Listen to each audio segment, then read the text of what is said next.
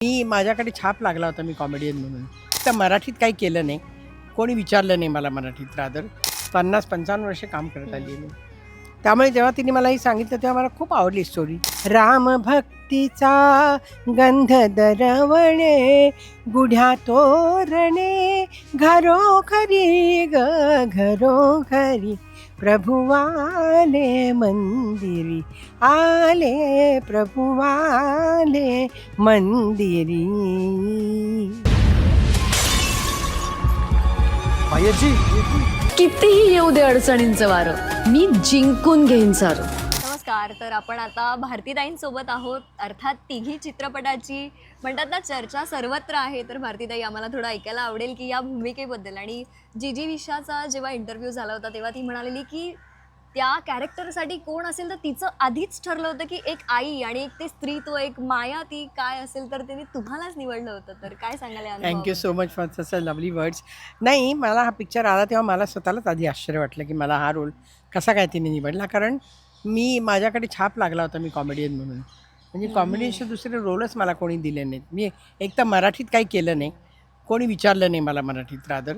मराठीत मी कधी पिक्चर केला नाही. मराठीत मी म्हणजे केले पण एक सीन, 2 सीन असे पिक्चर केले. इवन सिरियलमध्ये पण असंच कोणाची तरी 1-2-4 दिवसासाठी काम आलं, असं मजा म्हणून, त्यांचे मित्र म्हणून आपले म्हणून केलं. पण मेन रोलसाठी ना मला मराठीच्या सिरियलमध्ये विचारलं होतं, ना मला मराठीच्या पिक्चरमध्ये विचारलं होतं. त्यामुळे मार्च 2026 महिना माझ्यासाठी गोल्डन महिना झालेला आहे, ज्याच्यात तिघी चित्रपट पण लागला आणि माझी ही सिरियल पण सुरू होते, मी जिंकून घेईन सारं. So I am very happy. Yes. आताच तुम्ही म्हणालात की रोल नाही मिळाले, तर असं वाटतं का? म्हणजे काय कारण असतील या? नाही, कारणं काही नाही. मी पहिल्यापासून हिंदीतच करत आले ना. हां. अगदी पहिल्यापासून आज किती जवळजवळ 40 वर्ष हिंदीच करते. पिक्चर पण हिंदी केले, सिरियल पण हिंदी केल्या. फक्त नाटकं मी मराठीत केली, पण नाटकं केली त्याला सोडून सुद्धा 25 वर्ष झाली. त्यामुळे आताची जी पिढी आहे त्यांना माहीत नाही मी किती नाटकं केली ती.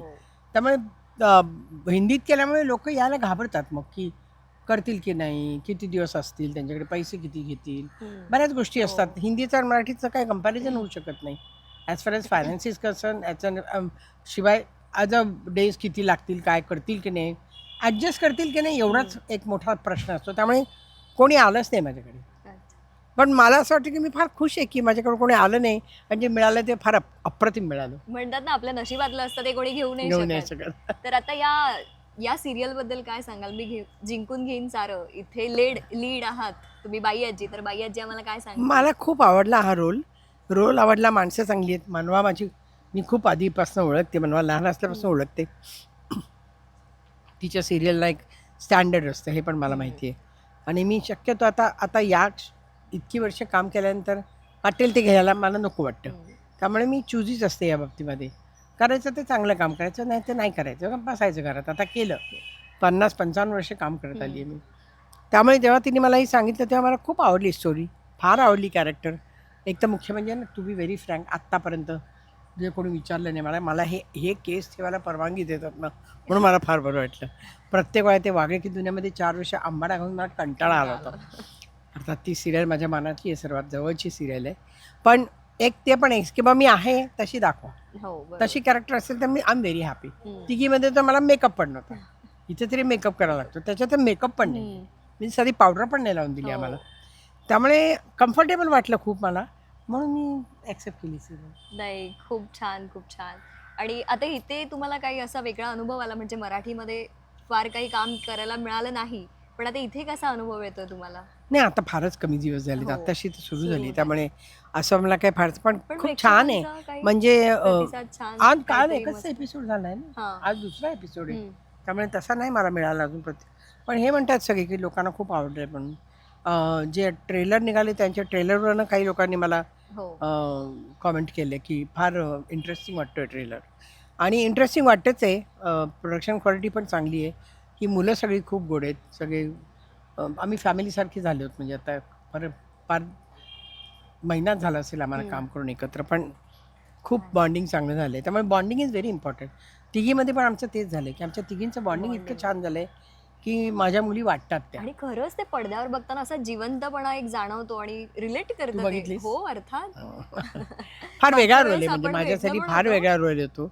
म्हणजे एवढा इमोशनल रोल मी फार म्हणजे नाटकात केला आहे, पिक्चरमध्ये कधीच केला नाही. मला कोणी दिला पण नाही. त्यामुळे मी थँक्स म्हणते जीजी विजयचे नंतर आपला निखिलचे, सुहृद आहे जे प्रोड्युसर्स आहेत, हम्म. नेहा बरामकर प्रोड्युसर आहे. त्यामुळे त्यांनी रिस्क घेतली माझ्यावर, हा त्यांचा मोठेपणा आहे असं म्हणेन मी. नाही खरंच. आणि आता गुढीपाडव्याच्या निमित्ताने आपण भेटतोय, तर अर्थात माणिक वर्मा यांच्या तुम्ही सुकन्या आहात, तर काही 4 ओळी आम्हाला ऐकायला मिळाल्या आईचं तर? एक गाणं होतं की राम वनवासातनं परत आल्यानंतर सगळे नगर त्यांच्या वतीने गाणं गातात आणि म्हणजे त्या आनंदाचं ते त्याच्यात गुढ्या तोरणे असा एक शब्द आहे. ते 4 वेळी ऐकवते हो मी. नक्की. विजय पताका श्रीरामाची झळकते अंबरी, प्रभु आले मंदिरी, आले प्रभु आले मंदिरी. गुलाल उधळूनी नगर रंगले, भक्तजनांचे थवे नाचले. राम भक्तीचा गंध दरवणे, गुढ्या तोरणे घरोघरी ग घरोघरी.